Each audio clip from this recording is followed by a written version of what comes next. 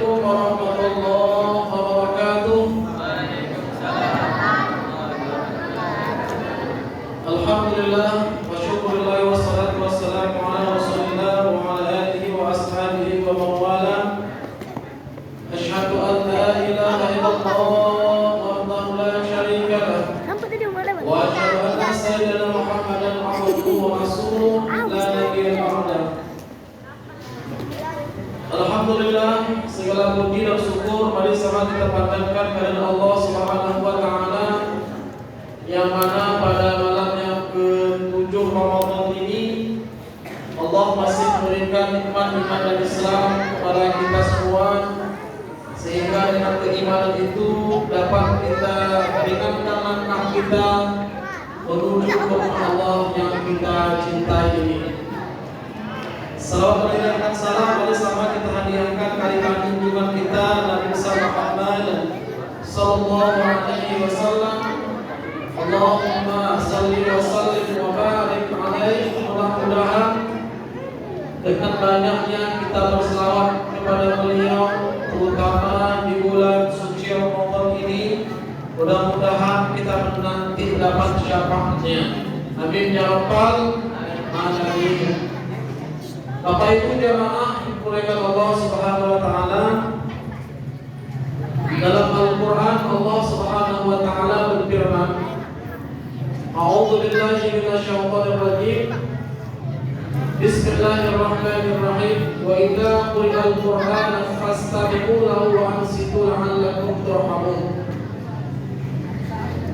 Kata Allah taala, dan apabila dibacakan Al-Qur'an, maka dengarkanlah dan diamlah agar kamu mendapat rahmat, kata Allah Subhanahu wa taala. Salah satu dalam hadis Nabi dikatakan bahwasannya orang yang dirindukan surga itu adalah orang yang banyak membaca Al-Qur'an, bukan hanya di bulan suci Ramadan, juga di bulan-bulan yang lain. Makanya kata Rasulullah sallallahu alaihi wasallam dalam hadis beliau, Iqra'ul Qur'an fa innahu ya'ti yaumal qiyamah syafi'an li ashabi. Bacalah Al-Qur'an itu, kelak dia akan datang kepadamu untuk memberikan syafaat kepadamu, kata Rasulullah. Al-Qur'an yang kita baca itu, Al-Qur'an yang kita baca selama hidup kita, maka nanti dia akan datang untuk memberikan syafaat kepada kita.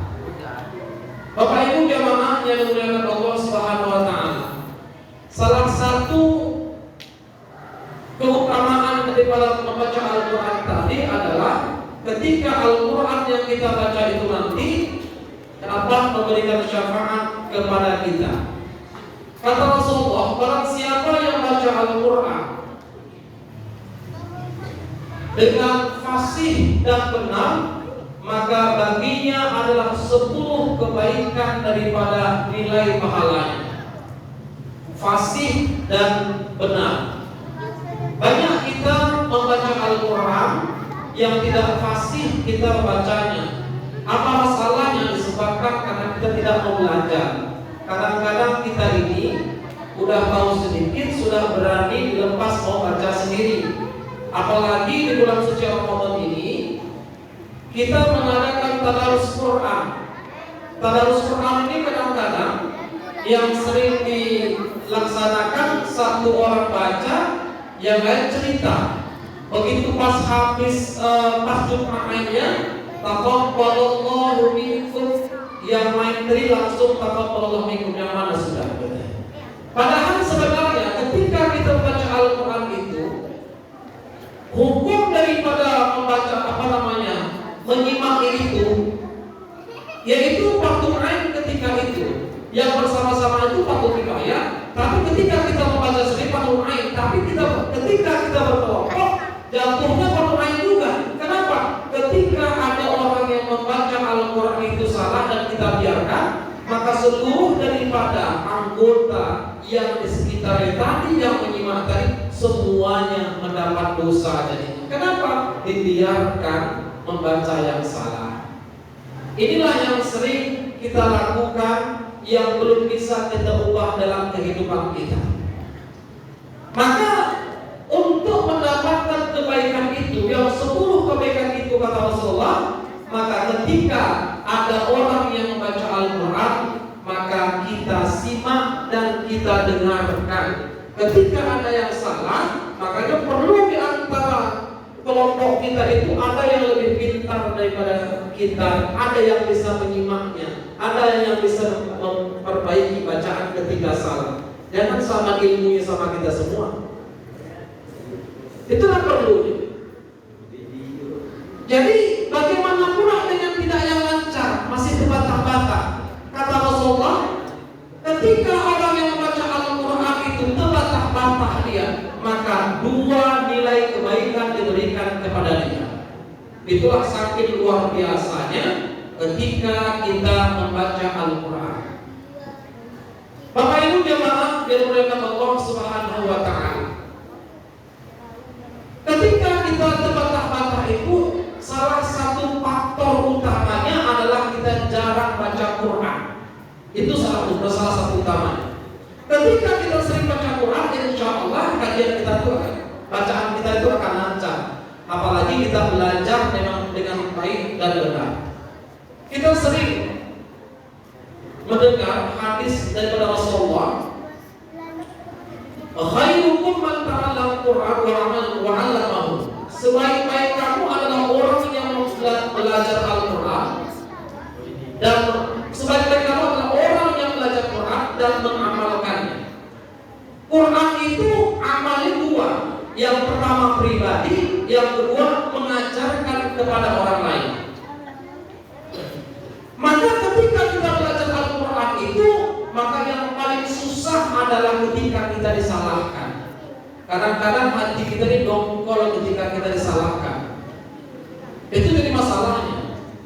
Dalam hati kita begini, kadang protesnya macam ibu itu aja yang mati ya. Aku belajarnya aku gitu. Saya dulu pernah begitu ngajar ngaji ibu-ibu di kampung Aceh sana. Jadi ada memang ibu itu yang aktif dia. Begitu salah kalau baca langsung diperbaikinya. Jadi ibu itu kalau komen, loh kan ada ustadznya. Kenapa ibu yang ngajarin kata? Agak lantah ibu itu memang. Alhamdulillah setelah itu kamu belajar lagi dia. Lagi dia datang. Kenapa? Karena disalahkan sama levelnya sama dia kita.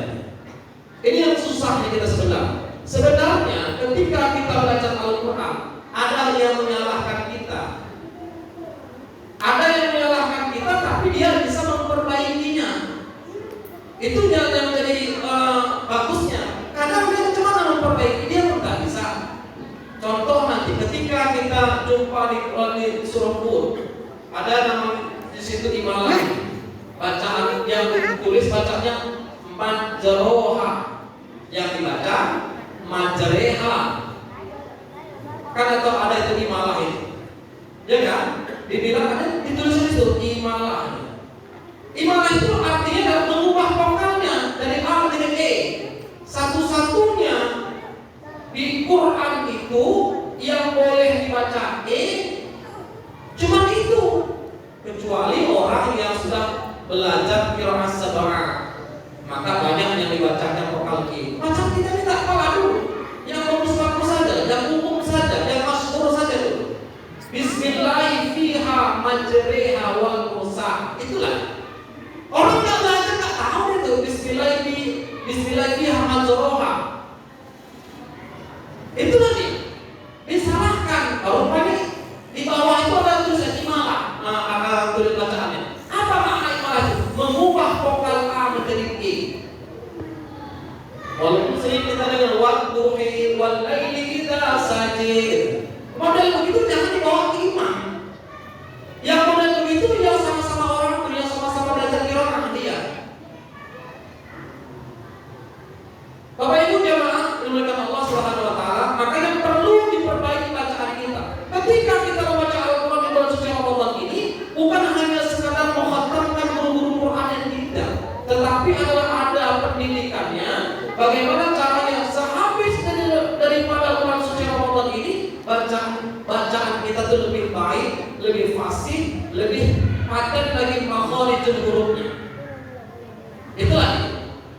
Jadi ketika bagus makharijul hurufnya, maka di bulan kita tingkatkan. Bapak Ibu jemaah yang dimuliakan Allah Subhanahu wa taala, maka itulah perlunya ilmu tadi. Kata Rasul tadi, khairukum man ta'allama al-Qur'an wa 'allamahu. Sebaik-baik kamu kata Nabi adalah orang yang mempelajari Al-Qur'an dan mengamalkannya. Pantaslah kata Rasulullah ketika nanti Al-Qur'an itu, ketika kita nanti di akhirat, orang yang lisannya senantiasa basah dengan Quran, maka Quran itu akan datang kepadanya untuk memberikan syafaat kepada orang tersebut. Apa yang mau diharapkan lagi ketika kita berhadapan dengan padang mahsyar nanti? Tidak ada yang bisa diharapkan selain daripada syafaatnya bagi Rasulullah dan syafaatnya Al-Quran yang kita baca di dunia ini. Harta yang kita miliki itu bisa menjadi nanti beban kepada kita. Bisa menjadi nanti harta itulah yang menyebabkan kita masuk ke neraka Allah Ta'ala. Tapi kalau Al-Quran yang sering kita baca, yang sering kita wiridkan atau tadaruskan bersama-sama, maka insya Allah Al-Quran itu datang kepada kita nanti memberikan pertolongan. Itulah salah satu kemuliaan daripada keutamaan membaca Al-Quran. Yang berikutnya adalah kata keutamaannya adalah bersama para malaikat nanti orang membaca Al-Quran itu. Orang yang membaca Al-Quran itu nanti kelak bersama malaikat Allah Subhanahu wa taala. Makanya kita ketika kita baca Al-Quran itu jangan mau berhenti rasanya. Sikit lagi, begitulah ya.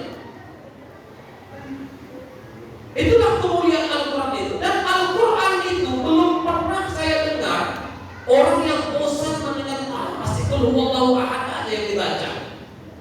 Pasti alhamdulillah saja yang dibaca. Tak pernah orang bosan dengan bacaan Al-Quran itu. Dari kecil kita sampai setua ini tetap yang dibaca alhamdulillahirabbil alamin, tak ada yang bosan kita. Qul huwallahu ahad, tak pernah kita bosan dengan ucapan itu, yang kalimat itu. Itulah salah satu kemuliaan daripada bacaan Al-Quran itu. Coba kita baca yang lain. Salah satu majalah yang kita baca, apalagi udah kita tengok, oh udah pernah baca, udah tahu isinya. Quran itu pernah kita bilang seperti itu. Oh udah pernah baca nih, udah tahu isinya. Tak ada tahu kita isinya. Orang yang belajar aja nilai pahalanya luar biasa, apalagi mendalami makna daripada isi kandungan. Ini yang diceritakan tadi maksudnya orang yang belajar aja dulu. Orang yang belajar Al-Quran dan mengamalkannya. Belajar dulu kita. Makanya jangan malu kita ketika kita nggak pandai baca Quran. Di masyarakat Islam sekarang, dari tahun ke tahun terus umat Islam tersebut dengan yang buta aksara Quran. Kenapa malu? Seolah-olah Al-Quran itu macam menakutkan ketika belajar Al-Quran. Yang pada anak-anak kita inilah yang perlu kita didik supaya dia bagus baca Quran. Setelah kita bapak-bapak nanti disuruh baca Iqra, ayahnya luar biasa. Lisan kita ini payah mengucapkannya. Kalau tidak sering kita ulang-ulang. Makanya kalimat yang baik ketika di akhir ayat kita itu, barang siapa yang mengucapkan kalimat la ilaha illallah kata lagi, maka jadinya dia akan masuk surga. Bagaimana kita mengucapkan kalimat la ilaha illallah sementara kita tak pernah mengucapkan itu? Di habis subuh salat kita orang zikir kita cabut. Duduklah sebentar dulu, zikirlah kita. Kabur kita berjamaah berdoa, minimal diri sendiri, ya kan? Ucapkan kalimat. Apalagi di bulan puasa ini, kita perbanyak zikir kita. Kalau baca Quran pasti orang banyak baca Quran. Sampai kadang-kadang kalau masjid luar sana, sampai jam 8 disambut. Ada sampai jam 9 dibaca Quran maknya ya. Kalau bapak-bapak pasti kalah lah kalau sama mama di bawah karena Quran. Kalah kita semua. Ada sampai jam 9, sampai jam 10 dia. Maka kita berapa kali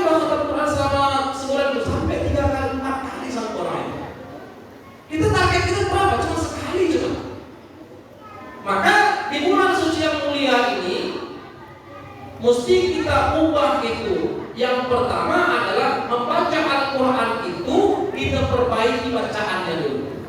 Setelah kita perbaiki bacaannya, maka silakan mau berapa kali kau khatamkan Quran itu. Nah, jangan mentang-mentang dari umpamanya walaupun terbantah-bantah kata Rasulullah, maka 2 kebaikan diberikan kepada orang yang baca Quran itu. Nah, tapi kita nggak mau seperti itu. Kita lebih mau banyak, 10 kebaikan diberikan setiap huruf. Alif lam mim kata Rasulullah. Alifnya 1, lamnya 1, mimnya 1, 30 kebaikan kata Rasulullah. Coba kita bayangkan betapa banyaknya ketika membaca Al-Quran itu. Maka salah satu daripada keutamaan itu adalah kita perbaiki bacaan Al-Quran kita. Nah, cara kita, gak usah kita malu. Gak ada batas usia ketika ini belajar sampai mati kita belajar. Mau mati kita tanpa orang, ditalkinkan orang kita, diajar, dibisikkan orang la ilaha illallah. Masuk ke liang lahat pun masih diajari orang. Diajarkan sambil langsung aja. Ketika nanti datang 2 malaikat kepadamu, maka jawablah dengan tegas, baik dan benar. Dan itu diajarkannya. Dia bertanya siapa Tuhanmu, maka kau jawab Allahu Rabbi, Tuhanku. Orang yang tak pernah sholat, tak pernah mengaji, macam mana menjawab Tuhanku Allah? Gak akan bisa dijawabnya. Maka seluruh amalan-amalan yang pertanyaan itu, amalan kita di dunia inilah yang menjadi nanti menjawab pertanyaan itu. Bapak Ibu jemaah yang dimuliakan Allah Subhanahu wa taala. Maka ketika ada Al-Quran, ketika kita membaca Al-Quran, kata Allah Ta'ala tadi, fastami'ulah, maka simaklah, dengarkanlah. Supaya apa? Mendapat rahmat bagi seluruh yang membaca Al-Quran itu, baik yang membaca dan yang mendengar. Kata Rasulullah, orang yang membaca dan mendengarkan bacaan Quran itu sama-sama mendapat pahala. Kata Rasulullah, itulah kemuliaan daripada Al-Quran. Maka ketika ada kawan kita baca Quran, maka sebaiknya kita dengarkan, tak usah kita buru-buru, tak usah kita bercerita, supaya apa? Tujuan kita adalah mendapatkan rahmatnya Allah Subhanahu wa taala. Ketika rahmat itu datang kepada kita, ada pada diri kita diberikan Allah Subhanahu wa taala, pastilah kasih sayang Allah taala itu akan menyertainya kepada kita semua.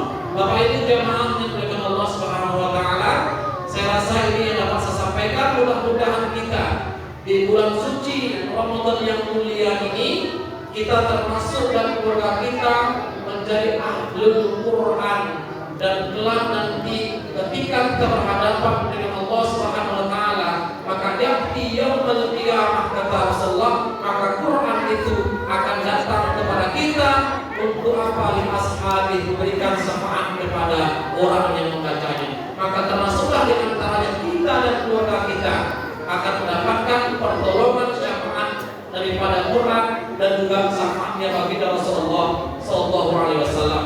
Demikian yang dapat saya sampaikan, kurang lebih saya mohon maaf. Billahi taufiq wal hidayah. Wassalamualaikum warahmatullahi wabarakatuh.